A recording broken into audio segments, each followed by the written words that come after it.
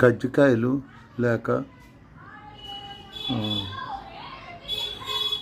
జిల్లేడికాయలు. ఇది పిండి, అది ఒత్తు పిండి, ఇది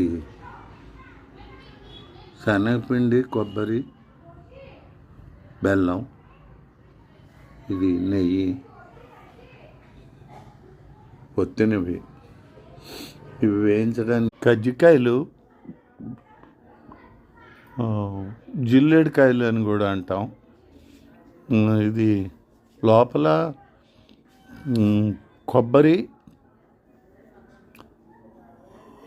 శనగపప్పు, గుల్ల శనగపప్పు పొడి, బెల్లం, యాలక్కాయలు, నెయ్యి వాటితో చేసినవి.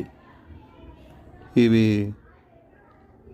చాలా రుచిగా ఉంటాయి, తినండి.